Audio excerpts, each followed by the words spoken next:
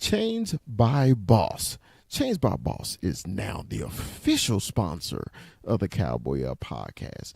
If you need your custom cowboy chains, you go to Chains by Boss. You can find them on any of your social media. You can find them on TikTok, Chains by Boss on TikTok. You can find them also on Instagram, Chains by Boss, and you can also find them on Facebook.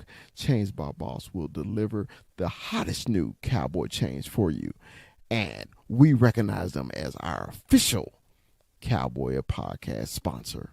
Thanks. And always, Dallas Cowboys for life. Peace.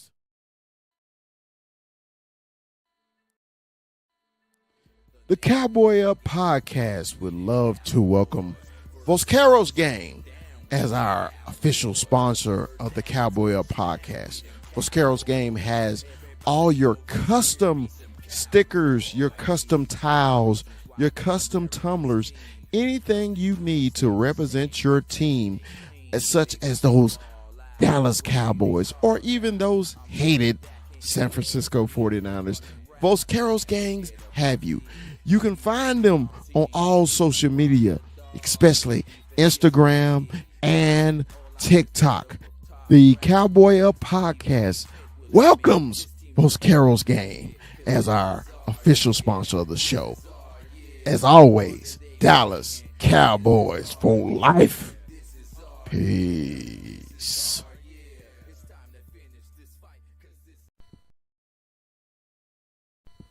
The Cowboy Up podcast welcomes Dominion Custom Clothing. Cowboy fans, if you need your custom suits, your custom sportswear, Dominion Custom Clothing is the company for you. Dominion Custom Clothing also offers a free mobile service to your home, to your business for suit fittings and fabric showing. Dominion Custom Clothing has been a clothier in the Dallas-Fort Worth area for the last 20 years. So if you need that suit for the night out on the town or the tuxedo for the prom or special occasions, Dominion Custom Clothing is the company you have been looking for. And as always, Dallas Cowboys for life. Peace.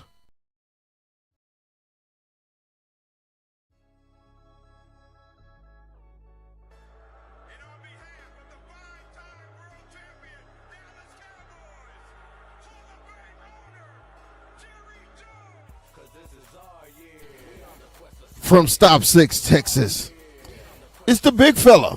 It's Dallas Cowboy Chris. And from the 915, Cholo Town, El Paso, it's our man, 21, Armando, 21. And from the hill country of Texas, Austin, it's our man, Retrofit Sports, Hook 'em, it's Rue. And from Tucson, Arizona, the player personnel director of the Cowboy Up podcast is Kuiper AZ. And from the great state of Arizona, he's Mikey 520.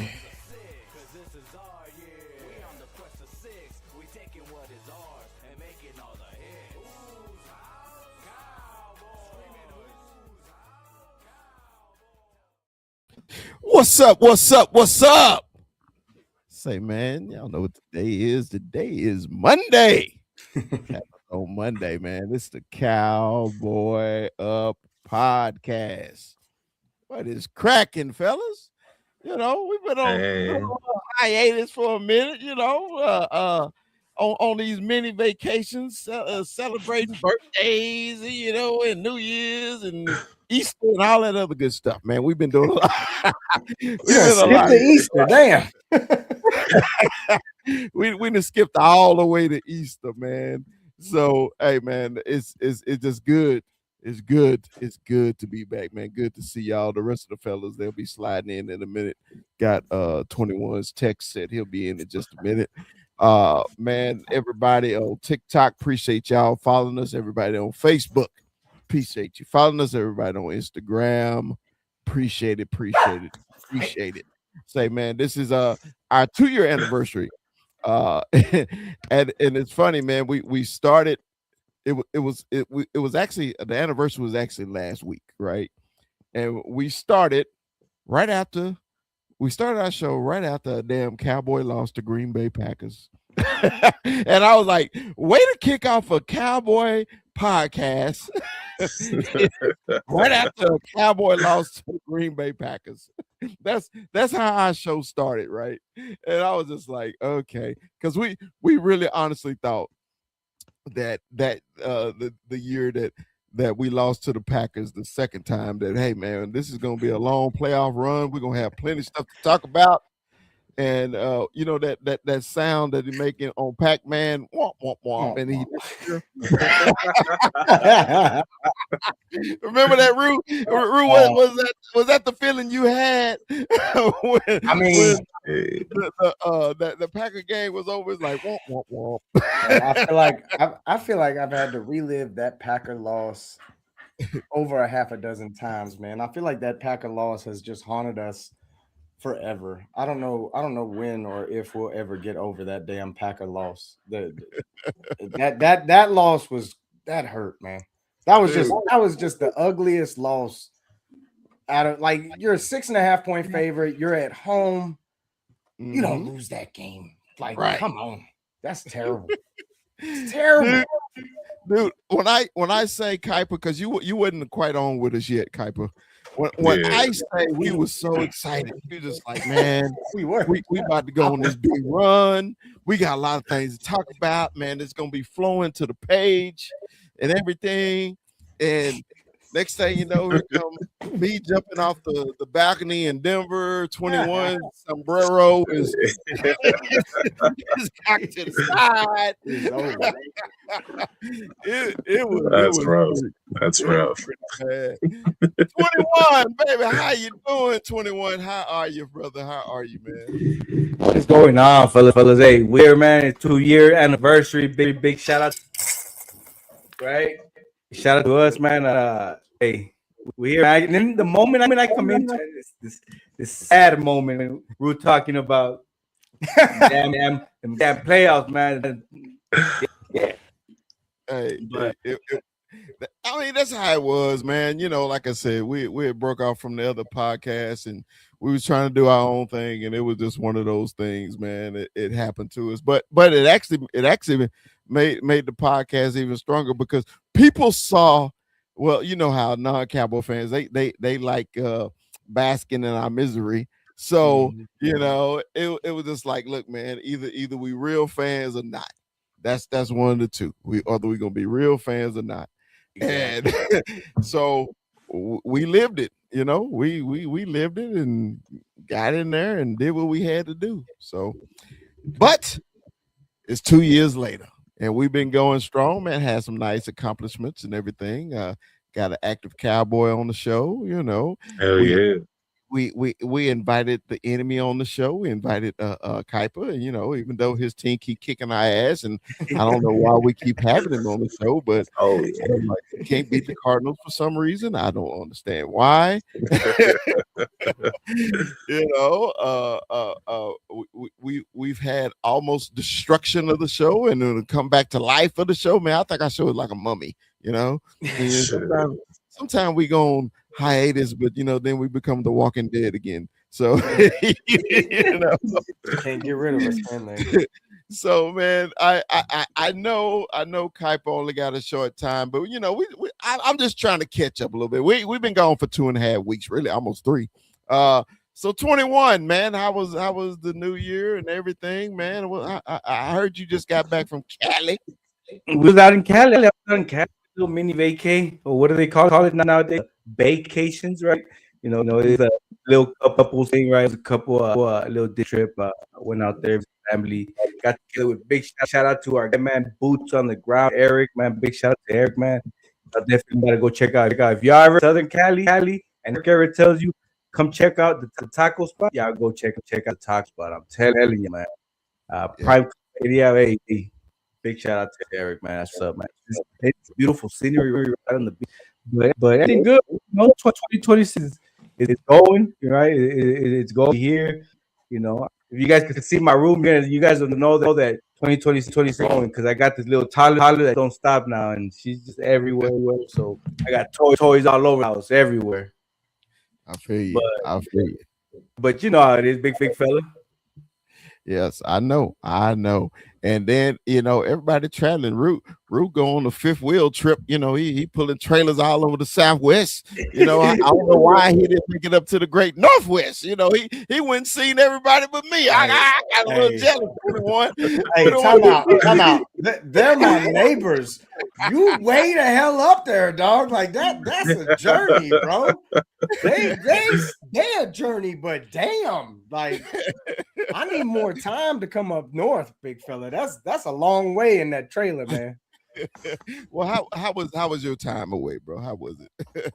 Bro, man, Arizona is a beautiful place. I gotta say that Arizona is a beautiful place. I saw some really cool stuff out in Arizona. I gotta make that trip out to the Grand Canyon at some point, but going down south near Benson, seeing what Arizona was like, man, Arizona was dope. The White Sands, that was crazy. You're surfing on that, surfing on them big old sand dunes up and down them slopes. That was wild. The dogs loving the shit because it's just national park after national park out there, and it's not terrible. Outside of that, bro, man, New Mexico was probably one of my favorite places though, because we had to make that stop on our way back. New Mexico is super dope, bro.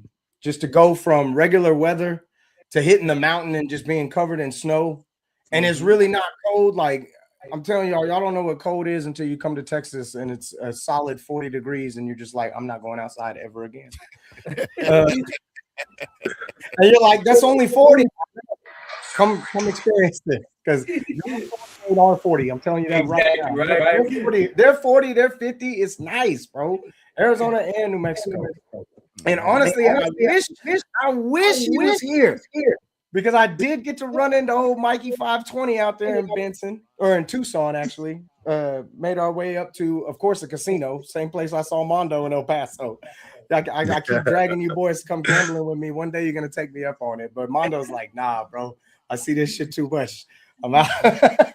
But Mikey, of course, has owed me for a hot minute, and I really wanted him here to defend himself, but he's not here. But this man has owed me a debt, and he has finally paid it. So I'm gonna clap it up to Mikey right quick. Hey. This little sign. Mikey 520. I appreciate it. I got a nice little spot for it. It's right in the background, so he can see it every time he pop on. But man, it was just cool, man. Being with family, just having the dogs out, and just experiencing some different places that I haven't been before. So I always appreciate that. That's good. That's good. Now, Kuiper, how was your little time away, man? I know it sucked, man. I know we was talking before the show, but none of our teams are in this, man. So how was your little time away from the podcast? Because we rebooting right now because we got a lot of content we about to put out. Shit. Yeah, man, it was fun. I got to really hang out with family a lot, man. Really for the holidays, and it's just, man, these playoffs were hell for me. Watching every NFC West team fucking make it at each round, man, and the Seahawks are in the fucking Super Bowl. I hate this shit. But you know what, man? It was fun watching. It was fun watching the Senior Bowl, getting to scout out a lot of players. Mm-hmm. Yeah. Well, let me tell you what I did. I did absolutely well. No, I did. I went up to Canada, hung out with the Can fan for one playoff game. Had a good time there, and basically sat here in Seattle, dodging raindrops. And I was like, man, I was jealous because everybody was in Arizona. Then 21 sends me a shitty ass picture of the worst hamburger place in the world, In-N-Out. And I was just like, I don't give a shit about In-N-Out. I don't care about fucking In-N-Out. Now, if he took a picture of Whataburger, I'd be like, oh yeah, appreciate that. So man, I was just itching to get back in here, man. It was a lot of things happening. Cowboys got him a new defensive coordinator. Indiana won the national championship. New England made it back to the Super Bowl. It was a lot of things that was going on that I really wanted to talk about. But I was like, nah, I'm gonna give the guys their vacation, man. Because the NFL season is long as hell. It's really long, and you don't realize how long it is until your team is mathematically out of it, and then you're like, this shit ain't gonna never get over with. But then when your team winning, you be like, oh man, is this it? We ain't got more to play for. Yeah, so it really was one of those 2.5 weeks where I was just like, man, I was jonesing, man. I was like, all right, we got to talk about some things. So I know Kuiper don't have much time because I know he had the boogie. But Rue sent me this, and I'm actually glad he sent it to me because where did I put it? God darn it. Give me 1 second, guys. There it is.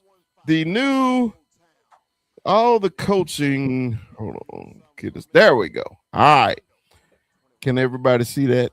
Yeah. This is the new coaches in the NFL. Man, everybody got their coaches, right? Everybody's in now.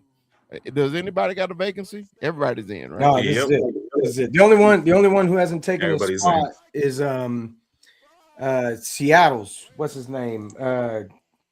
Kubiak. Or no, Kubiak. The Raiders. The Raiders, yeah. All right. So anybody on here, were you surprised or were you disappointed? And I want to start. Because I laughed at this not because who it was. I laughed because of their tradition of longevity, right? So when Mike McCarthy got the job for the Steelers, I was like, but the Steelers always hire a 30-year-old and let him coach for 25, 30 years. Nope. Mike McCarthy is what, 65, 66 years old? And are they doing just a quick rebuild? What do you think they're doing, Rue, with the Mike McCarthy thing with the Steelers? The same thing. Just a quick rebuild? I guess, right? Like I don't know. Maybe they didn't see their coach of the future. Maybe they didn't, which is crazy to me because I feel like this is a year where a lot of different people were available. Like some of these hires, man, I'm very impressed with. Some of them definitely raised some eyebrows, but that one was just like, well, he's going to be the shortest tenured Steelers coach in the history of the Steelers coaches. Right. That's because he ain't going to be. You're really going to tell me he's going to be here 10 years? I'd be surprised if you. I'm thinking 5, just because of who they are. Right? It's the Steelers. Yeah. But I don't know. I can't imagine it's any longer than that. Because if this is really your long-term solution with Mike McCarthy, I'm sorry, man. We saw what Mike McCarthy did here, and I get it. Everybody's going to tell me he won you 12 games 3 years in a row. Everything that he did after that just tells me everything that he is as a head coach. He was never putting us in a position to take full advantage of our strengths in those critical games. And that's the biggest knock on Mike McCarthy, is because that's what happens in those biggest moments when he's coaching at, not just here. We saw it with Aaron Rodgers. Like there's times where you're just scratching your head with Mike McCarthy, and it's very shocking to see him go to the Steelers. But he's reunited with Aaron Rodgers. That's probably only one more year too, right? If it even is a year, because who knows what's happening with that? Might come back, might not. No clue. But it definitely made me scratch my head, because I'm just like, bro, you hired like essentially a lesser version of a guy you already had. Just the opposite version of it. Yeah, like it was the opposite version of it. Like you definitely hired down, at least in my opinion. I'd take Mike Tomlin. I know you have your own opinions about Mike Tomlin, but if you're telling me it's McCarthy or Tomlin, hey, you sure you want to leave? Well, I still like McCarthy over Tomlin. You know me. I'm not. I know you're not a Tomlin guy, but I'm sorry. That's wild to me. That's a lateral move at best. Well, yeah, and now I laughed at it, but like I said, I wanna be fair when I say this. Okay, he is a winning coach. He did win here. His last year here, I don't think the front office gave him much of anything to work with. We all knew that he was on his last leg, especially after the Green Bay game. I don't know why they just didn't do it after the Green Bay game. So the next year they don't even give him anything to work with, man. And then that got hurt, and it was just like, oh, he gone now, know. So that's how I felt. So I just, hey, this is the only. I'm sorry, this is the second head coach for the Dallas Cowboys to get a job in the NFL. Think about it. Who was the first one? After they left the Cowboys, Wade Phillips, Kellen. Jimmy Johnson with the Miami Dolphins. Oh yeah, Jimmy Johnson. Because you got to remember, get back. Tom Landry. Remember, Tom Landry retired. Okay, Yeah, permanently.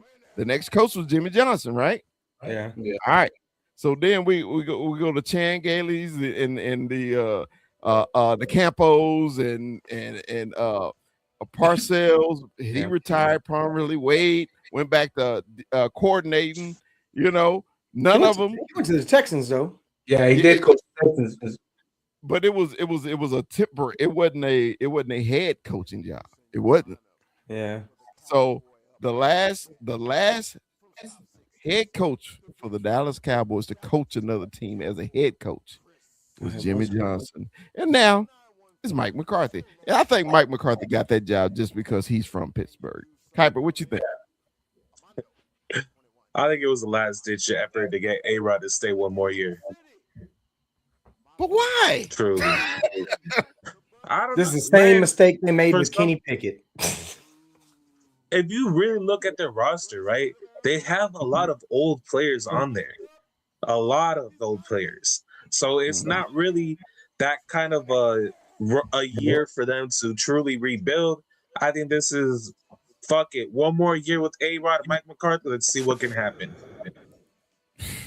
Man, Jesus. I can see if A-Rod was 5 years ago, it's I can kind of see what Kuiper talking about, because where's Pittsburgh draft? They don't really do they. I mean I don't know. We really don't know, but I think they're in a year where it's like they really don't have much as far as draft capital. I don't know, right? But I feel like they don't have that much draft capital, and then they're just to me it's just hard for me too that if they went after Mike McCarthy and I go back to what the big fella said, because they're known having coaches for 6-7 years, right? Tenured coaches, and so you get Mike McCarthy, and that was kind of like, okay, he's gonna be there that long. I doubt it, but we'll see. We'll see. I'll tell you what, though, he does bring up a good point, because if anybody's gonna know how to deal with a cap hell like that or with players like that, I mean. Because he's right. They're in cap hell. They were the highest paid defense in the league. They finished in the bottom half of the league in defense. They made the playoffs. So draft capital, Mondo's right. I mean, it's in the middle, right? And the latter part. And I don't know where their first round pick stands, or how many picks they have available. But they're pressed against the cap. They don't really have a quarterback. You don't know what's going on with Aaron Rodgers like that. That's a tough job. Yeah, that's a tough job for anybody. Yeah, I mean, they're in a real tough situation. I mean, that is a real by Kuiper too. Yeah, I mean, that's a huge point to bring up, because that's definitely. I mean, I get it. It's the Steelers, but how attractive is that job? Yeah. Hey, can you look at his resume now? He ain't head coach of the Green Bay Packers, the Dallas Cowboys. That is wild. Steelers. When I say 3 royalty franchises, right? Yeah. I'm like, Jesus. How? Hey, man, he got some great interview skills, don't he? Right. I'd be curious to know how this one went, because I'm sure it was much different than the one with Jerry. Yeah. So the other core, the one that killed me. Now, this is the one that killed me, man. Hold on, I'm sorry. The John Harbaugh to the Giants killed me. Oh, not because they hired John Harbaugh, it's because they hired John Harbaugh. That makes sense to y'all. It makes sense. It makes sense. And the reason y'all know I am Michigan through and through. Harbaugh is whole family is Michigan through and through. I was so happy when Jim went to the AFC, and now John is in my damn vision, and I can't take it. I don't like it. And I was listening. I had to go to Sneaky's podcast, and I had to listen. Right, bro, they are already talking Super Bowl. They're winning the Super Bowl, and I was just like, "Oh, so that was the only thing y'all was missing was a coach." Okay. So the only thing that guys was missing was a coach, right? Okay, all right. So they already chalked up what they win 4 wins, the four games, because that fourth one was against us that we basically sat our starters in Dak didn't really need to play anyway. So they they won 4 games. So they said they got a new coach, and all of a sudden, John Harbaugh is going to get them to the Super Bowl next year. I want y'all thoughts. Kuiper, we'll start with you. It's not going to be next year, okay? But if I'm going to be honest, he's probably the best head coach in the division right away. I truly think that Sirianni's not that great of a head coach. He has a really hard time keeping discipline on his team and fucking dealing with all these personalities. John Harbaugh's discipline and hard-nosed personality and attitude really is going to resonate with this entire team. I truly think he has the personalities and the personnel right now to make a good impact. They're not going to be a playoff team. I don't think they'll wins, but I love the move, honestly. Yeah. Now, I agree. I did love the move, but I hated the move because, hey man, I didn't know what Baltimore and what Buffalo was thinking when they let their coaches go. Okay, Buffalo was stupid. I just didn't understand. And then when Baltimore literally just said, "Hey, honey," when Baltimore literally just his owner just said, "Yeah, we fired him." Not we parted ways or we was let him walk. He said we fired him. Rue, why did they fire John Harbaugh? Why? I honestly I don't know. And I figured just change of face, maybe. And it really don't even make sense because they went and hired a defensive coach. It'd be one thing if you went and gotten a young offensive-minded head coach. You went and hired a DC. Mm-hmm. So I don't really understand the move.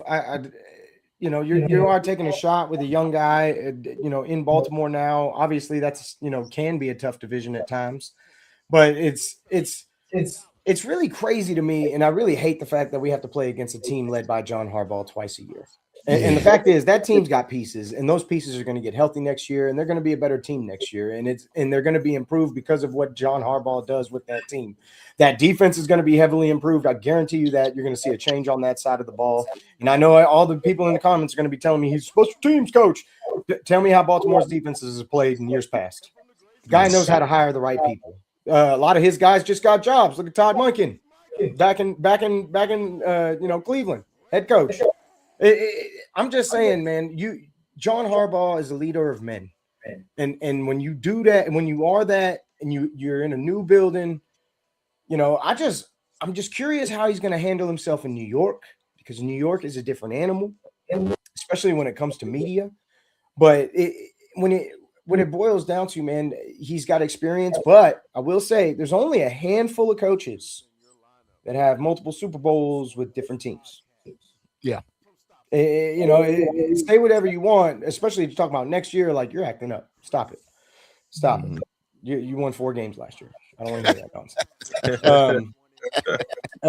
But I'm not saying that there's not potential. I'm not saying that. I'm definitely not saying that. That defensive front, nasty defensive front.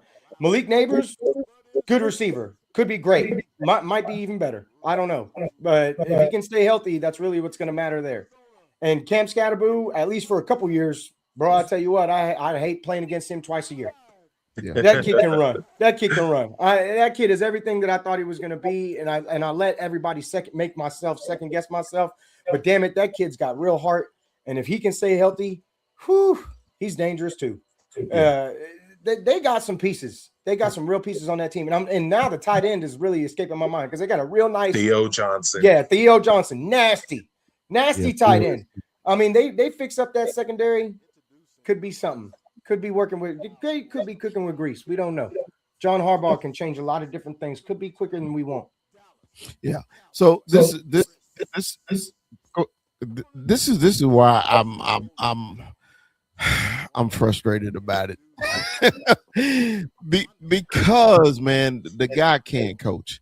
And now let's give the Giants some sympathy. They did have a lot of the key players hurt last year. They had a lot. Okay. They had a lot of games they lost on the last possession of the game. Okay. They did. But I don't think John Harbaugh is going to get them to the Super Bowl next year, like they kept saying. I was like, that just ain't going to happen. But the reason I did like the hire, because it put pressure on my team. Because the Giants ain't going to be a doormat no more. Where we already chalk it up to the win. We see the Giants on the schedule. Oh, that's a win. We can't do that no more. You can't. So, there's nobody in the East right now we can say, hey, it's an automatic win just because John Harbaugh. That's why I said I like the hire, but I didn't like the hire because all of a sudden it ain't an easy win no more. It's not. So we got to play. So and like I said, the only other one that I was confused about, it was McDermott in Buffalo. I was like, okay, he didn't cause them turnovers. His quarterback did that. You just can't get the ball away in the playoff on the road. You can't do it. You just can't do it. And they gave the ball away, man. They had Denver beat 4 times in that game, bro. They had Denver beat 4 times, and this year. And it was a trip, man. I said I was doing my playoff predictions and everything, and I said this is the easiest road for the Buffalo Bills to get to the Super Bowl this year. Even though they have to go on the road, it's still the easiest road for them to get there. And they go to Denver when it wasn't snow and ice and everything. It was a pretty. I think it was 65 degrees in Denver when they played. And they get the ball away 4 times against that defense, bro. And then they fired their coach, and I was like, I don't think that was a justified firing. 21. What you think about Buffalo switching their coach? Yeah, well, McDermott, that one was so surprising. I think everybody was right, especially just the coaches. I think he's had some wins, and he's, I don't know. I didn't see it. I didn't see. The firing, why it came, right? But just ultimately, I think it comes down to players' decision. Like, I feel like the players always kind of have us too, like, just maybe it was something they just wanted to, go another direction or something. But but to me, the real quick on the John Harbaugh, I'm with you guys as far as like. Them just becoming better, but I think it's more just becoming better with the coach. I think it's those players we're seeing the job kind of get younger and so I'm with you, big fella. It's not we can't chalk that up as a dub no more. It's more of a mark now. Yeah, I'm a little pissed off about it, but it is what it is. All right. So I want to look at this list one more time, Rue, and tell me on the list, Rue, who are you more excited about, or who should we be worried about on this list?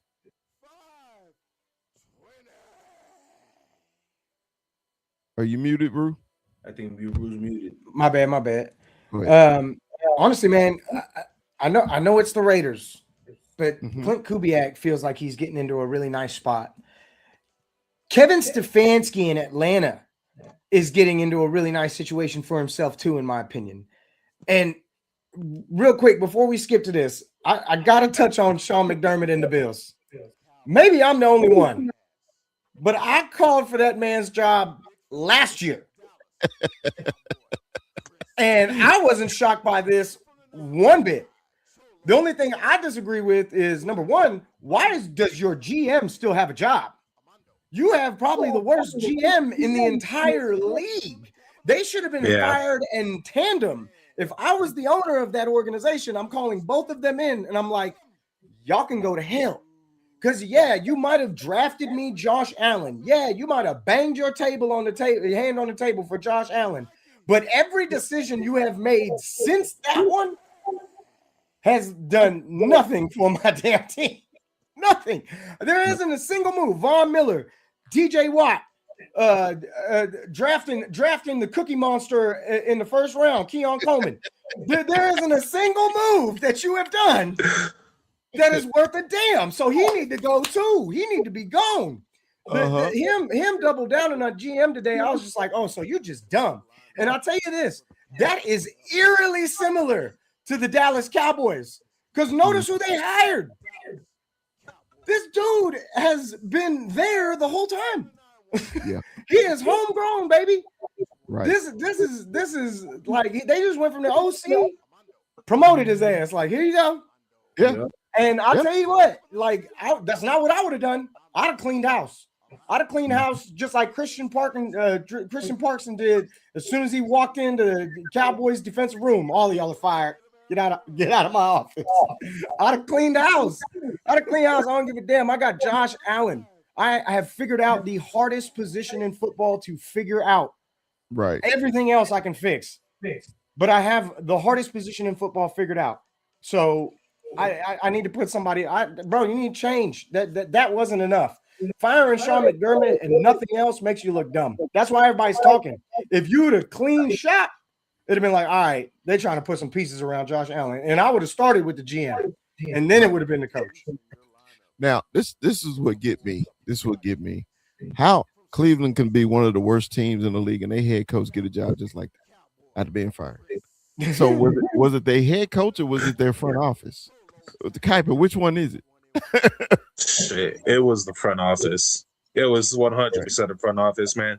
To go, 4 misses in a row at QB, and you expected your head coach to do something with that? Yeah, like, and then your offensive line they didn't give him any offensive linemen. That shit was horrendous. How do you expect? He had consistently one of the best defenses in the entire NFL. Yeah. Consistently, year after year, that was one thing you could count on. And you fired him because your offense sucked ass with no QB. I could see why Atlanta really wanted him. Man, I was like, damn, man, Cleveland coach can get fired, winning 3 or 4 games, and our head coach, they get fired, they don't get hired. No. Man, I tell you this though, Kevin Stefanski, the way Kevin Stefanski run the ball, he gonna be nice. They're gonna be nice. Oh yeah, they're gonna be real nice. Offensive line. Well, they're gonna be nice. That's what we always complained about with Atlanta. Atlanta got one of the best running backs in the league, and they wouldn't give him the ball. I never understood that, bro. What was that? That Monday night game was a Sunday night. Bijan went crazy, and I was like, dude, this cat is just sitting back there. They're giving the ball 10, 12 times a game. He should be 25 to 30 a game. You know, they really had one of the best offensive trios in football, and they treated them like shit. Well, you know, and maybe the Dirty Birds will be coming up next year too. I got to tell you this though, there was a bunch that I liked. Like I loved Robert Saleh. I love that Robert Saleh is going to be coaching the Titans. I think that defense is going to take a real nice liking to Robert Saleh. But man, the Mike LaFleur hire for our man Kuiper, bro. You look into this cat. He's led some pretty good offenses. And I mean, at the end of the day, I get it. It's the Jets, right? Jets in 21, 22. But he led some pretty good damn offenses for the Rams with a good quarterback. And not to mention, he's in a pretty... That's the key right there, though, Rue. Rue, that's the key right there. Who going to play quarterback for him? And that's just it. He's in a nice little spot here. He's in a nice little spot. Because what draft pick do you have this year? We have number 3, but we ain't picking a QB this year. He'll have his choice, but it won't be from this year. Okay. So you. But I'd be curious to know what he ends up doing with. And I want to hear your opinion on him because after what I looked at, it's a pretty exciting hire because it's NFC West, competitive division, first year head coach. You know, he was a quarterback coach, offensive coordinator. So, like, is he going to fix your boy, or is your boy getting booted out of town? And how you feel about him, man? I love any McVay tree hiring. Anybody from that coaching tree usually does good, especially his offensive coordinators. But at the same time, I've never been a young OC at head coach type of guy. I don't like it. I don't. I want a leader of man, just like a Dan Campbell type of dude. Okay. Just to focus on leadership, on making the right decisions, in game preparation, all of that. So that's my one thing. But as far as Kyler Murray, man, the relationship is just over. It's too far gone to repair with an offensive-minded head coach. Too far gone. He needs to be traded, and LaFleur needs to understand he's gonna have 1 year with Jacoby Brissett, and then next year he'll get his choice of quarterback. Yeah, because that's what I was concerned with. I was just like, okay, I like the head coach hire. I said, but he still got one glaring problem, and that's a quarterback. And you know how hard it is in the NFL, man, to get a quarterback. It's hard, you know. And I don't know what the pinpoint when I see Kyler Murray. I don't know what I like. I don't know what I dislike. You know, does that make sense to y'all? Yeah.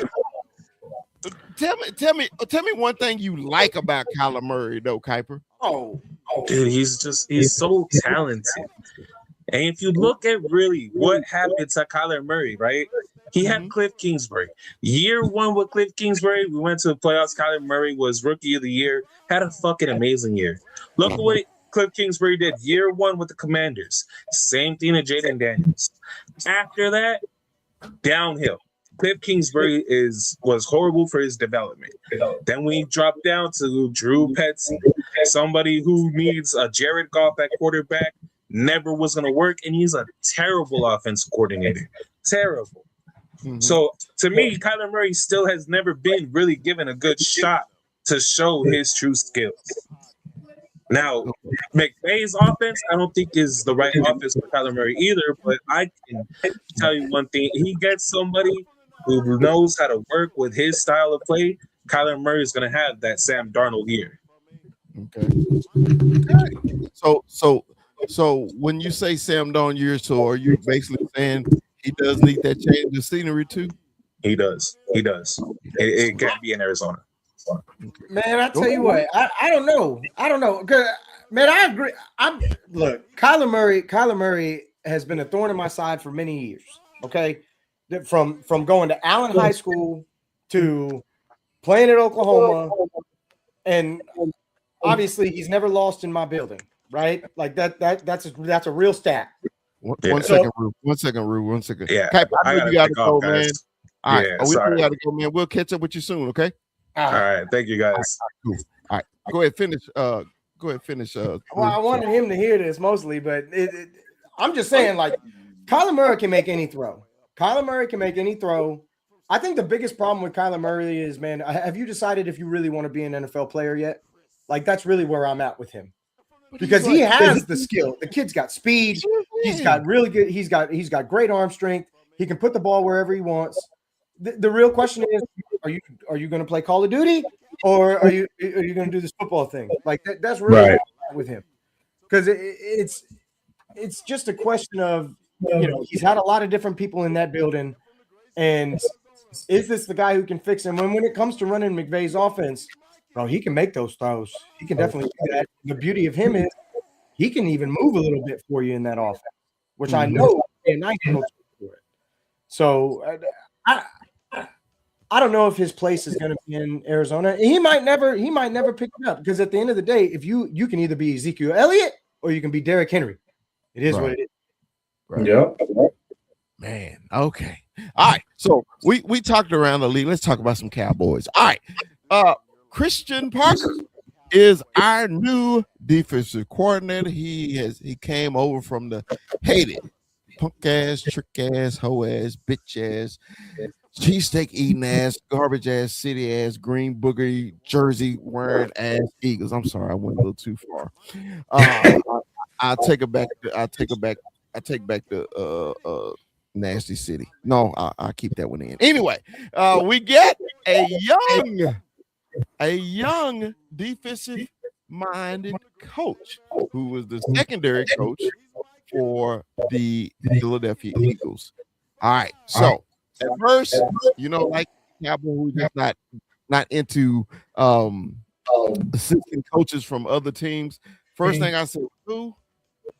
I was like, but then I saw how old he was, and it changed my mind. And the reason it changed my mind on his age only is because, man, the NFL is constantly evolving, right? And you know how the NFL can be that good old boy system, right? And they retread quarterbacks. Coaches, and it's the best friend network. If you're a friend of mine, hey, I get you a job on my staff. You know what I mean? Yeah. So I was excited about that, right? I don't know if him and Shotty got any history or not. Do you know, Rue? Do they got any? I don't. Okay, I don't know. Did you know 21? Do they got any history? Do you know? Not that I know now. All right. So Shotty been around for a minute. Yeah. He's been around. So I was excited that it was something fresh, something new. I'm not gonna do him like I did Shotty, because I butchered Shotty, because I was like, as soon as they hired Shotty, I was upset because they didn't make the splash. Okay. But now I see Jerry is actually letting his head coach hire his own people. And that's what I'm excited about. 21, what you think? I like it. You talked about it. You touched on it earlier about I think I don't know if it was Rue or somebody that talked about where he went in there and pretty much told everybody, look, we're gonna start new. A bunch of the coaches were out. So right away he set the tone. I think but good things. I'll be honest, if I want to say that I never heard who he was or anything, but you see nothing but good praises from him all over, from other coaches to to peers.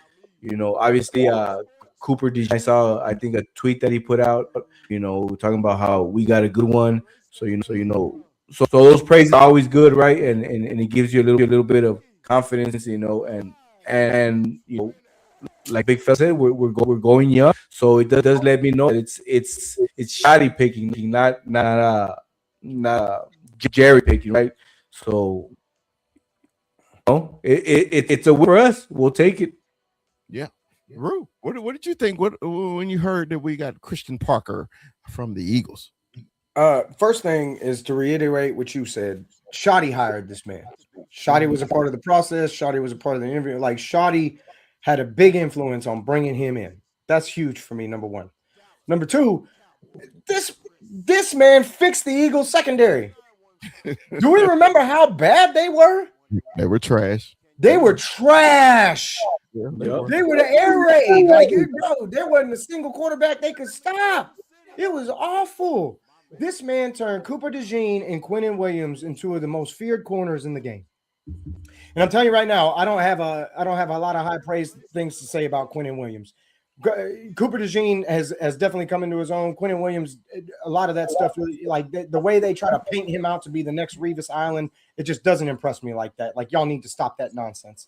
But what he was able to do with that secondary, and the fact that he just came in here and said, everybody get out. I loved every piece of that, because there was nothing to keep from this defense last year. Just leave it behind where it is last year. Don't bring nothing with you. So I definitely, when it comes to him, from what I understand, he's their Al Harris, right? Because a lot of people clamoring for Al Harris. A lot of people wanted Al Harris. He's their Al Harris. And the fact is, if he can do that to that Eagles secondary, I'd love to see what he can do with what I have right now on defense, considering that they're all back healthy. Okay, Mike. What's up, Mike? Welcome to the second anniversary show. We just got it. We was talking around the league shit first, but now we on these Cowboys, and nothing better than having Cowboy Corner on the show talking about damn Cowboys. Mike, how you doing, man? It's been a while, man. It's been a couple of weeks. How have you been, Mike? Yeah, what's going on, you guys? Been amazing. Congratulations on 2 years of success here on the show. It's always great kicking it with you guys. Shout out to you guys allowing me in your space.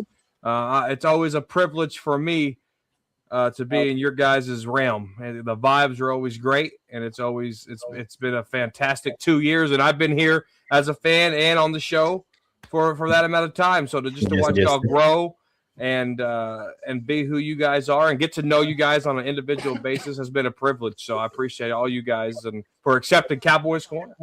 Appreciate you, man. So, man, we hadn't got to talk yet, man, about the new hire, Christian Parker, new defensive coordinator for the Cowboys. I already know he's going to be doing better than we did last year. But Mike, how did you feel about the hiring of Christian? I absolutely love it. It's something different. It's a breath of fresh air, right? And the biggest piece to this, and he's young, and he happens to be black, right? I mean, he's our second black defensive coordinator. This is not a Jerry Jones move at all. It really isn't. Yeah. You're not wrong. And I absolutely love it because this is shoddy working to make the Dallas Cowboys better. He's taking this head coaching gig seriously. Yeah. You know who was a Jerry Jones hire. Now we get to see what Schottenheimer hires look like. Right. And that is big for the Dallas Cowboys and the future of the Dallas Cowboys because he can train Jerry. Can old dogs learn new tricks? Mike, you came in right what I was saying. That's why I loved it. That's why I loved it because he was young. I didn't give a damn he's black. That some bitch could have been purple. He was young. He was young, man, because I remember when the Rams hired McVay, right? And everybody like, why'd you hire this young cat? And the Rams hadn't missed a beat, had they? They got his system. He's innovative. They keep going to the playoffs. They should have went to the Super Bowl. They should have beat these damn Seahawks. I got a story about that too. And bro, I always wanted young. I hate the retread. I know a lot of people wanted Al Harris back and all that. I understand because us Cowboy fans, we can get a little loyal sometimes. We get a little too loyal, right? And it's just because the devil we know, right? So that's half our problem. But I'm glad. I'm so glad we got young. Shotty got to hire his man. Okay. And let's run with it. And man, and we're gonna get in a lot of draft content coming up. We are. But right off the bat, I know we got 2 number 1 picks. And I've been listening. I've been really patient about talking about it. I really don't want to get to it now, but I just it's on my brain. I don't want the Cowboys to even think offense in the first round. And the reason why, let me explain. Our biggest deficiency was the defense, and we got an opportunity to get 2 elite players on defense. That's why I say let's go strictly defense in the first round. I'm open up for a suggestion or debate on this. Anybody different of opinion on this? I got a question. I want you guys to think about it. I know there's a big old debate about trading back, right? But how do you guys feel about that? No, I want to stay where I am. I want to stay. I want the 2 first round picks. I want 2 first round. I need immediate starters right now on defense. I need them defense on defense because look, think about it. only one. I take it back. Only one position on offense that I'd accept, and if it's a tackle, that's the only one. Okay. All right. Then The my tackle. argument's out the window because that's where I'm at. That's it. If we get a top 5 tackle at 20, okay, all right, I'm good. But if he ain't there, nothing but defense. That's how I feel. Go ahead, Rue. I really, that's kind of where I'm at, man, because I really feel like a tackle needs to be addressed. I understand that we drafted one. I don't know what's gonna I don't know what's gonna happen with the guys that we have. I don't expect Terrence Steele to make it through camp next year, or through March or what have you. When's the cut? Corner knows that better than I do, but tackle. If it's not defense, it's tackle, and I feel like it is something that needs to be addressed because I feel good about the inside. It's just tackle. I feel like it is an eyebrow raiser for the most part, even though we did see a lot of rotation, some depth, but definitely would like to see that the position improved if we do anything other than defense coming up with those first 2 picks. Corner, how you feel? I am extremely nervous for them to draft defense. Okay, tell me why. It's 2020 to 2025. They drafted 30 players. One committed suicide. So that leaves 29 players. 20 of those players are not on this roster no more. That means 9 players are on this defense right now. They have shown me when it comes to evaluating defensive talent, especially in the first round, they can't do it. And I'm okay with picking at 12. Now, the only tackle that to me is worth that 12th round pick is the tackle from Miami. That's it. That's the only tackle that I would take at 12. Now, if Caleb Down is there, you can't mess that up. If Ruben Bain is there, you can't mess it up, right? But the Cowboys have tendencies, and I'm still going through this draft process, so I don't know who has injury history. I know Jeremiah Love just, hurt his ankle at the Senior Bowl practice on Thursday. That could be a Cowboys move. Oh, my God, we stole a Jeremiah Love because he tore his ankle up, right? And so now, let's say they strike gold at the 12th pick and they get Caleb Downs, right? Mm-hmm. I don't have faith that they can do it again at 20. And I don't want to sit at day 2 with my hands on my ass, right? Mm-hmm. I would rather use that pick to get a 2nd and a 3rd round draft pick somehow. Because I'm terrified that the Dallas Cowboys have these 2 draft picks. They're going to screw it up. They're going to look at their track record. Will McClay does not know what he's doing. Mike, you said you were terrified. Oh, I'm terrified. They're going to screw this up. But let me ask you this, Michael. Does this change with the new coaching? You got a younger coach staff. You got. I know they still have their draft siders or whatever, but I mean, we talk about drafting defense. Do you think that our new defensive coordinator gonna have a word, or do you think he has an eye for talent? I know you talk about not having an eye for talent on defense, right? So changing now that our coaching staff is kind of younger and different eyes. I would agree with you, but Mike McCarthy got ruled out of favor for offensive lineman in exchange for Mozzie Smith. You know who outruled Mike McCarthy on that? Will McClay did. So it terrifies me that we have a young defensive coordinator that might just. I mean, look at Schottenheimer's demeanor in his first draft with the Joneses. He was quiet every time the war cam was in there. He was like this, like the good boy that sits in front of the bus. But Mike, you don't think Tyler Booker was a Schottenheimer pick? And the reason why I said that, because in Schotty's interview, he was talking about toughness and everything. And I remember we said on this show, he pimping his hand. He wants to run the ball. Yeah, he wants toughness, right? So I thought Tyler Booker was a Schottenheimer pick. I think Schottenheimer. I think he's in favor with the ownership right now. He got to hire his own head coach. I think Schottenheimer is going to be like, look, man, we need defense. I think we got it here on this side. We need it. You don't think the the Joneses are gonna give him some leeway in this draft? They'll probably give him more leeway, yes, but Will McClay still has the final decision. I got to tell you, with him coming in, knowing his background, you got to think it's going to be one of the corners or downs if he's there at 12. I mean, that's my assumption. It's going to be some sort of DB at 12. And then at 20, I mean,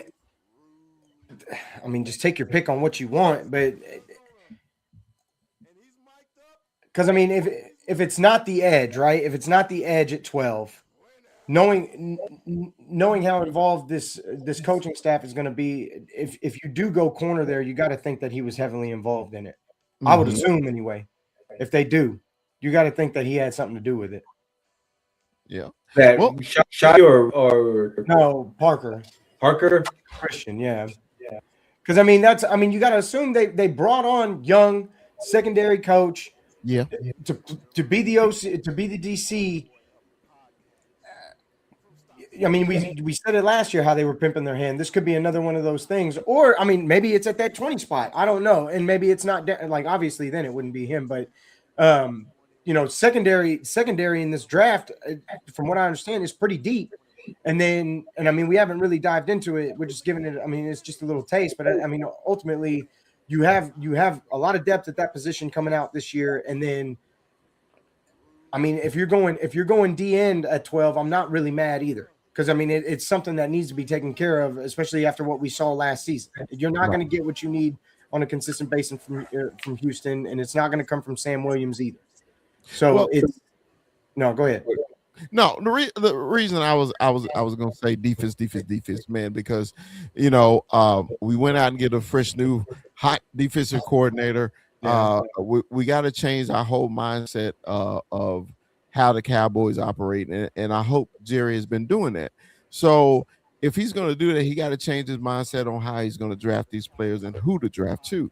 So if he gonna give Shotty leeway in the Christian Parker, the new defensive coordinator leeway, hey, get the people. We got the picks now. Remember, we gave one of the most exciting defensive players in the NFL. He's gone. Whatever it is, you love him, you hate him, whatever. He's gone.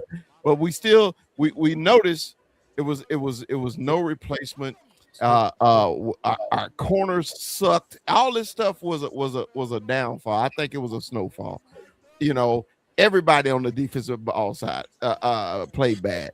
Overshown still wasn't hell. You can tell because he always popped off the screen. He didn't pop at all last year. He's still hurt. I don't care what nobody say. Every damn linebacker on our team absolutely sucked. So only bright spot was Quentin Williams from a trade, but then the trade was 2 weeks too late. So that's why, man, I'm just so focused on the defensive side. I really do. I just think they got to hit. They got to hit. They have to hit. Can I throw a wrench in it? Go ahead. What if they did something like just ridiculous? What if at 12? And I mean, he's too old. I wish I could think of somebody else off the cuff, but what if you just traded high profile DN for your 12th pick? They do the Max Crosby thing, or they go after another high profile DN on a contract year or what have you. It's only they one. screw it up. It's only one. They screw it up. Fine. Your tariff order. Jerry would call himself and say, "Is Mingo available?" and send the Cowboys 12th round pick. He'll trade himself for Mingo, huh? Oh no! Trade Mingo back to his. I mean, the thing is, I get it, right? I get it, but they haven't. Would you say as of right now? Obviously, it's early. Would you say the Quentin Williams trade is a miss? I don't think it's. Or do you see? Well, future? Here's how I can't answer that until I know what our record is next year. I'd say, tell me this. Going into this year, knowing that you have 2 first-round picks, the second-round pick, compared to what we were going into at the start of 2025, you think you're going to feel better about this one, or compared to how you felt about the last one, or do you think you were better off last year? Because honestly, as we sit here today, I feel like he made the right decision. And I feel like all these moves are going to come to fruition, and you're finally going to get these guys back healthy, full off season, and you're poised for it. Like the Eagles are going to fall apart. It's just it's only a matter of time. They can't even they literally had to pull some guy out of the dumpster to come work for them. It was ridiculous. And then I'm just saying, for me, looking at the pieces at a core compared to what I started with in 25, I feel much better going forward than I did starting last year. I would say it's hard for me to grade that Quentin Williams trap pick because the Jets will get the lower of the pick. So if we win 2 games and the Packers win 1 game, they get the Packers pick. Vice versa, they get our pick, right? So whoever the lowest pick is, that's what happens. Now, if the Cowboys pick is a high pick, yes, we won the trade because it worked, right? But if the Cowboys pick is top 3, I'm gonna be punching the air because we could go be getting Archie Manning and can this old bastard of a quarterback, right? So it all depends. I'm not going to allow him to keep talking about me. It all depends on how it plays out because you gave up Quentin Williams, but to what extent? Did you give up a top 3 quarterback in the next year's draft? We're not going to turn this into a Dak Baskin show. I'm not. I'm just saying. I'm looking for the future. I'm looking towards the future. We're not going to do that. Okay, we're going to celebrate our 2 years together. We're going to hold hands and sing Kumbaya together. But we should talk about that though too. Let's talk about Sean Mannion, coordinator for the Philadelphia Eagles. This man, Sean Mannion, he was the quarterback coach for Green Bay last year. That's a wild hire. That's a wild hire for OC. I'm going to hold my tongue because when they hired Sirianni, I was like, who? The special teams coordinator from the Patriots? And he has 2 Super Bowl appearances and a Super Bowl ring. So I'm just going to bite my tongue till I see it. Okay. Fair enough. That's true. That's fair too. That's true. Well, look, I want to tell y'all something real quick. Now, y'all know I'm up in Seattle, right? Seattle is going to the Super Bowl, right? Oh, it's popping up there right now. Going to the Super Bowl. All right. Tell me, in y'all words, if the Dallas Cowboys was going to the Super Bowl, what would the city, matter of fact, the state of Texas be like? It'd be going crazy. It'd be nuts. It'd be nuts, right? You see jerseys everywhere, right? Okay. It'd be banners, streamers, all kinds of nonsense. The ball would be a different Dallas Stars logo spinning every day, right? So when they made it to, now they got a thing here is fireworks is legal here in Seattle. So when they won the NFC Championship game, you know, they fired a few fireworks, you know, in the neighborhood. It was funny to me. I was like, all right, cool. So the next couple of days, I was like, man, I'm gonna see Seahawk gear everywhere. I mean, it's gonna be Seahawk everywhere, right? So me and the kids go to the grocery store. Grocery store packed. I seen one dude with a Seahawk jersey on, one dude with a Seahawk hat on. Okay. We leave. This is the grocery store. Just imagine the grocery store in Texas. Okay. Mm-hmm. If the Cowboys was going to the Super Bowl. All right. So then my granddaughter had an assembly, right? I know how kids dress. They dress like their parents. Go to an elementary school anywhere in Texas and the Cowboys is losing. They got on Cowboy jerseys everywhere, right? Get to the assembly. It was 2 kids that had on Seahawk jerseys. And I looked at my wife. I said, honey, if this was Texas, everybody in here would have on blue or white. Cowboy gear everywhere you turn. And I was just like, the city, you would think this city would be hopping, right? Yeah. Dude, it is the most boring. If I didn't live here and just came in, you would never know the Seahawks going to the Super Bowl unless you watch the news. That's wild. Yeah, that's wild. That's wild. I mean, that's crazy. It's too cold to care, I guess. If I follow a few, I follow a few of the Seahawks content created. Shout out to Hawks and shit, Green Hawk. But follow a few of them, and they did the little Seattle Seahawks send off. It wasn't too packed. I was like, okay, is there more people? Or is that a bad angle or what? Bro, it's like they ain't even playing Sunday, bro. I was just like, it is no way in hell. I mean, I can maybe understand the week before, but the week of the Super Bowl, like, Bro. nobody's hype. That's Bro, crazy. It's simple. They know what it's like to be there. Wait, man, don't give me that. Don't give me Third that. time. Because, They were there. 06, 14, 15, 2026. They know what it's like to be. They know what success is like. they won one Super Bowl. It don't matter, but they've been there. They know what it's like.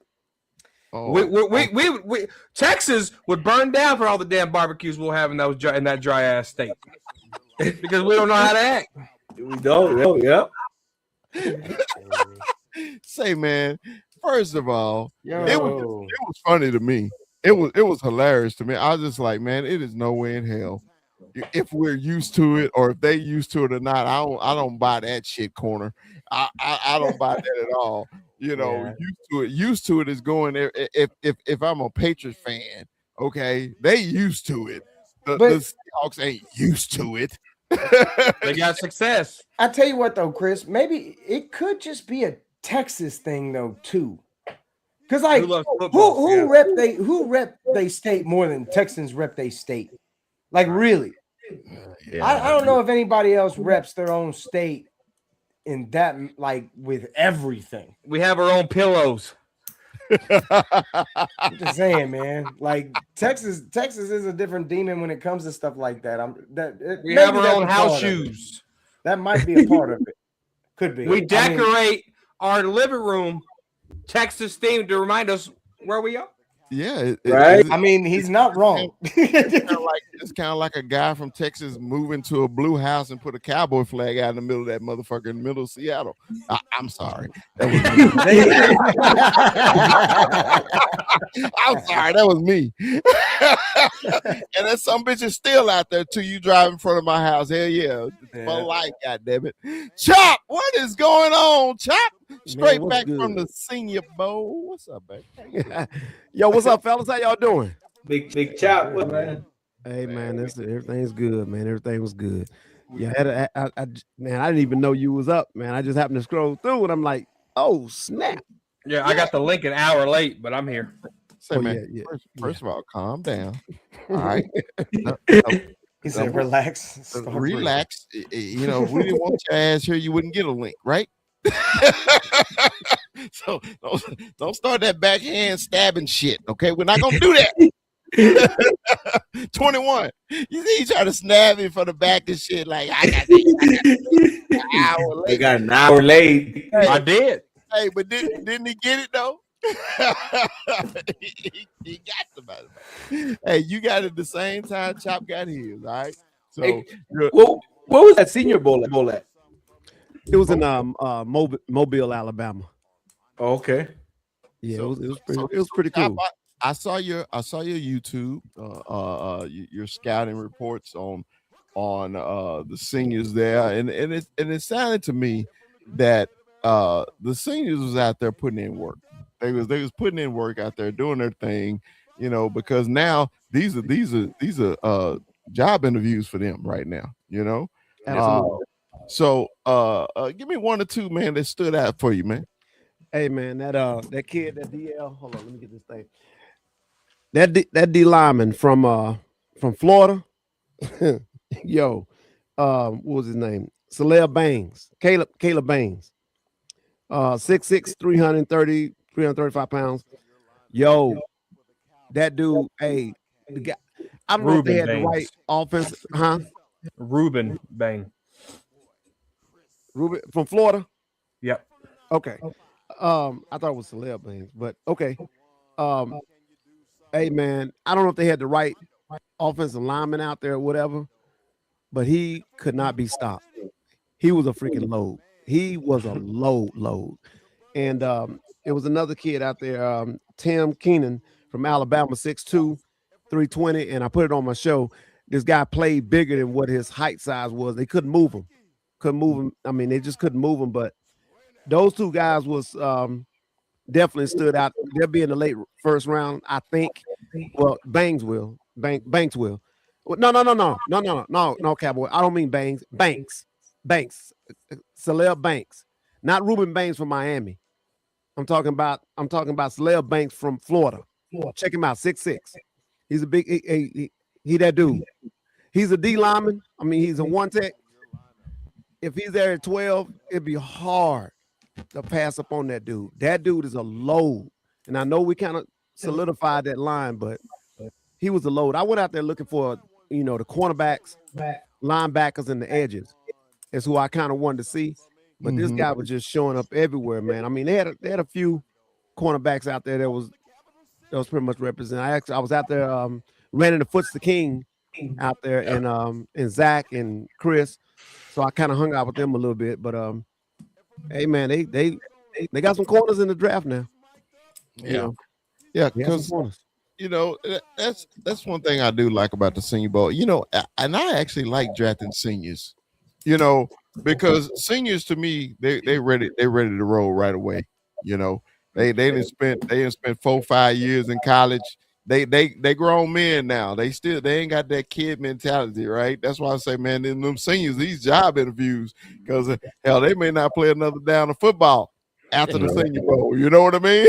So they got to go to that real world. They got to punch them clocks like we do. You know what I mean? So, hey, man, I'm excited about the draft coming up and everything, man. So like I say, the next shows, man, we're going to get into them really deep and everything like that. But man, let me tell you, man, Chop, this is actually you joined us, man, in the middle of beginning of the season, last football season, and this is our second year at the Cowboy Up podcast, and I started the story, Chop, how we started the game right after our first show was right after the loss to Green Bay. That was our first show. And the reason we had started the show, Chop, because we think, man, we about to have this long playoff run. We're going to have a lot of good things to talk about, Chop. Yeah. And like I said earlier, it was like the Pac-Man game when they kicked you.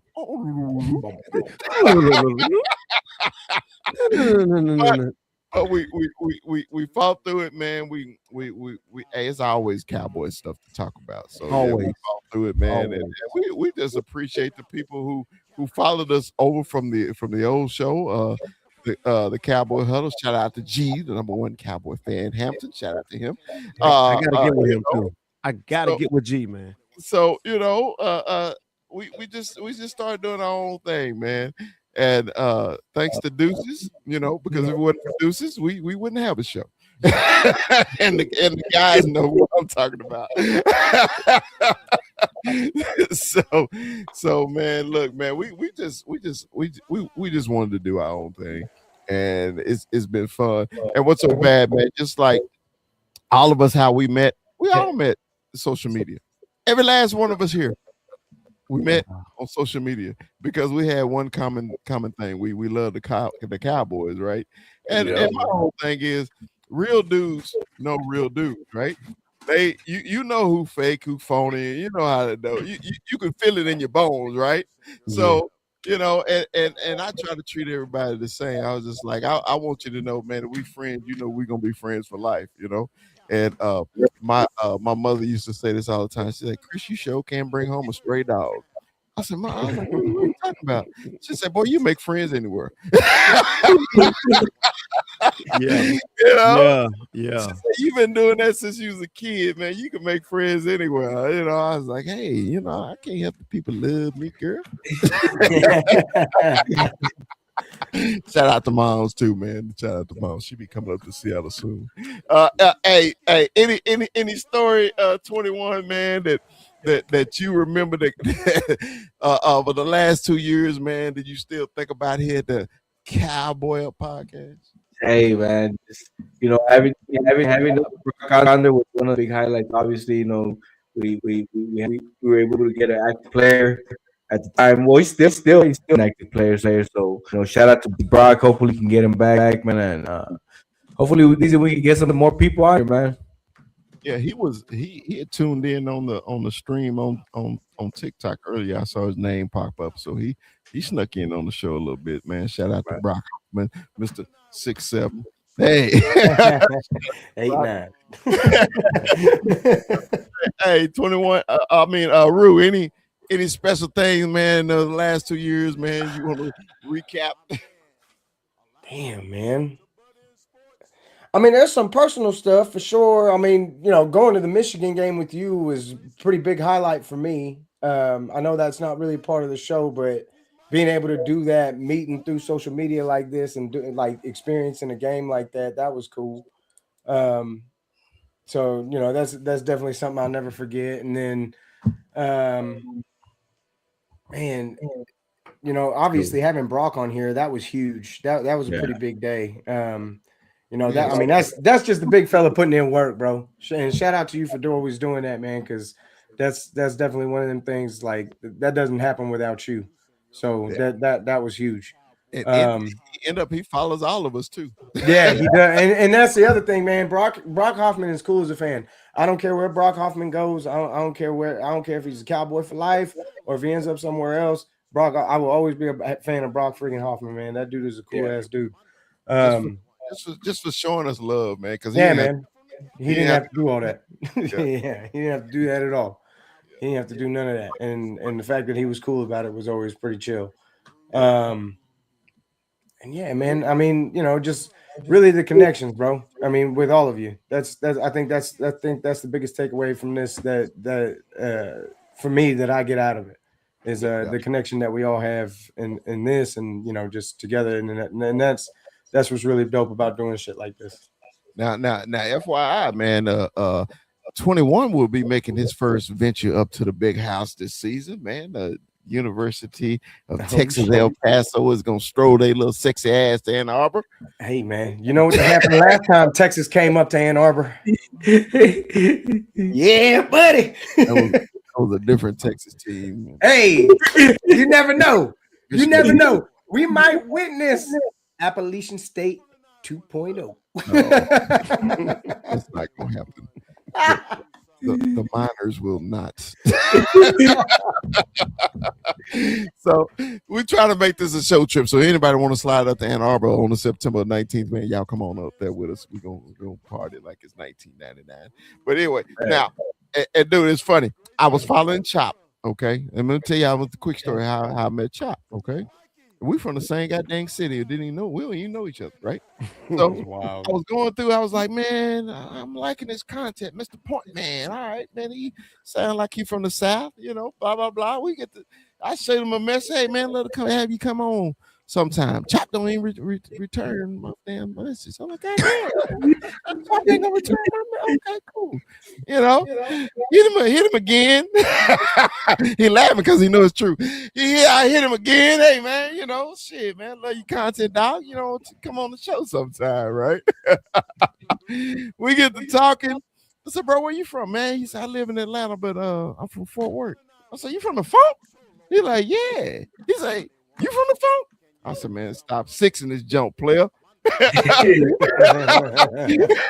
And next thing you know, we got to literally chopping it up. He from the Funk too, man. Two fucking town boys, doing this content creating, in on this interweb and everything, man. It's funny how big the world is and then how small it is too. We literally from the same place, literally. A few years apart, probably ran in the same damn circles, but we meet on the internet. Yeah. Crazy. That's crazy. We meet on the internet, bro. We talking about less than 3 miles. Less than 3 miles. They mean by the world, man. Small, man. Know some of the same people. Yes.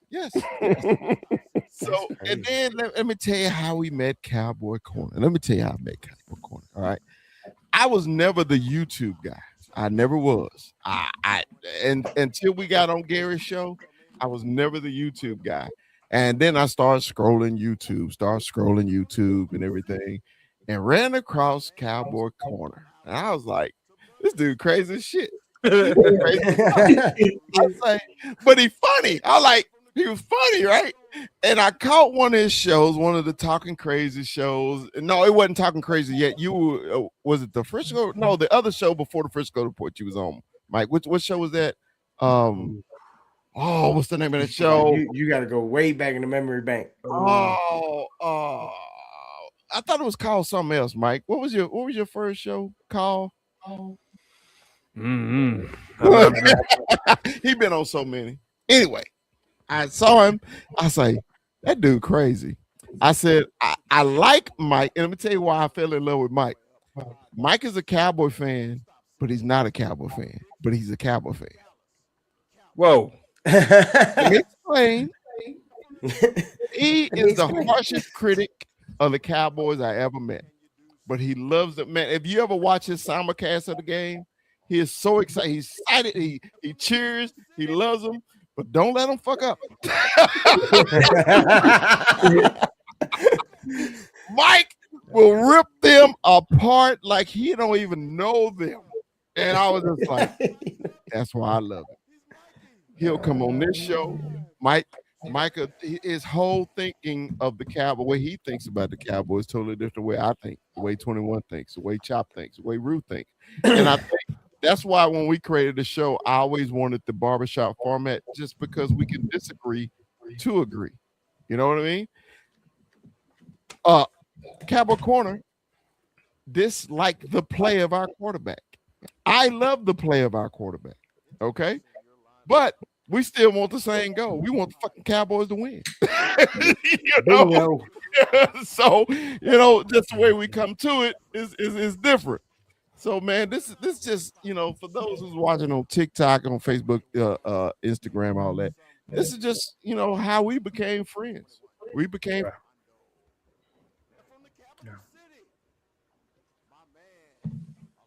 He didn't froze up on him. He talks about Cowboys Corner and his internet don't know what to do. He broke the internet about Cowboy Corner. That's a lot of power in there. There's a lot of energy in there. Man. But it's been a crazy ride with the fella, man. When I got to meet him on a personal level, it was for a Cowboys game. And dude invited to his house, and ever since then it's been his, man. I mean, the big fella. I've been out to us in Seattle, so it's pretty nice out there. But, man, I gotta make that trip up north, man. Because I got a couple buddies up there, man. I got a friend of mine that has a bunch of family up there. He always tells me, bro, you got to go up there, bro. We can go elk hunting and all kinds of nonsense. I'm like, bro, that'd be dope. Bro, and then I'm gonna be able to go. And they play next year. They play in Seattle. So and it's a dope ass place. I saw them pictures too. I mean, the lake and all the other stuff that's out there, man. Seattle seems dope as hell. West Coast is so different, though, man. West Coast. They're rude over there.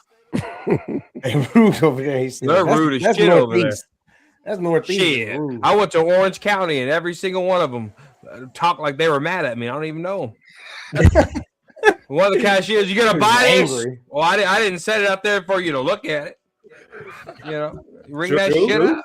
Ring that shit up. Corner not lying. I've been out there. My son was out there in Fort Lewis in the Army, and I went out there. I'm like, dang, these jokers what did I do? Yeah. Like they hate that you came over there. Right. Why you here? Mad you're here. Like, yeah. When I told my son, I'm like, dude, I've been out there twice. I'm like, dude, I'm not trying to come back out here. They on something else. I thought it was supposed to be different the way he was talking, but yeah. No, they're the food ain't that good either. The food is horrible. No, it really. Well, it depends on where you go. Orange County had some really good food. They had some good food in Lake Forest and Corona, Riverside. Hey, look, they had good food over there. I'm gonna give myself away, bro. That's some of the best Persian food on this side of the map. I'm telling you that right now. They got I love you, Rube, but Fish, right? they got some killer ass Persian food. And before you say anything, I don't know what you mean by Persian food, or if you've ever tried Persian food, but it's basically just steak and rice and beans and shit. Like it's not. oh, Mongolian? Oh, I used to Mongolian. No, not Mongolian food. I mean, bro, oh shit. Give me some kubi there, some rice, some tomatoes. I'm You happy said to- Kubiak, like the Kubi, coach yeah. of the Denver? It's like a ground beef skewer that they cook over an open fire. It's got like Persian onions and food. peppers and shit in it. It's fucking delicious. It's not Indian food now. It's not that stupid shit you done seen. It's some other shit you haven't tried yet. It's all that street stuff they cooking up with they feet. Hey, bro, I'm telling you right now, it's just delicious. Hey, I It's checked ass all my flavor. packages and make sure it wasn't assembled in India. Dude. Check all your packages. TikTok made me look at food totally different. For sure. I might try some Persian food. Look at that. Yeah, He said he got a dog on the stick. Yeah. But all I know, but like Maybe I said, not. I'm gonna give Maybe myself not. away with that. But there's you got some Persian food out there that's really damn good, and not every kubi there is the same. I'm telling you that right now. What are you I've had calling some- it? Kubi there, How you spell it? KOOBIDEH. That's not on here. Wow. Oh, Iranian is Persian? Yes. Oh, I didn't know that. Okay. Yeah, man, now look. Hey, I don't know how I got I'm not over gonna there. say you're gonna like all of it, but there's definitely some shit that you would eat. Don't but- give me that shit. But I don't know how I got on the on this my TikTok For You page is crazy as hell. Yeah, let me give a big shout out to St. Louis Joe, bro, in the building. Always WWE Ivan Sosa in the building. You seeing? The loyalists. You got Cowboy Beat in the building. The great Cowboy beat. Yeah, what's up, Grandma? Big shout out, man. Big shout out to y'all. Appreciate y'all joining. We only growing, guys. We only growing. It's gonna get bigger. Excited. Hey, did you see he got retrofit right in the introduction? I see it. Hey man, hey, All these videos, dancing. hold on, player. Sometimes I screw up, player. You know, hey man, Players fucked up. hey, yeah, Players man. fucked up sometimes. Yeah. In this first day of pads, say man, you know, we all played, man. It's just something about that first day. Ain't nothing like it. It is nothing like it, man. Because now to me, No, tomorrow tells the truth. Hey, but tomorrow tells the truth. this is tell you about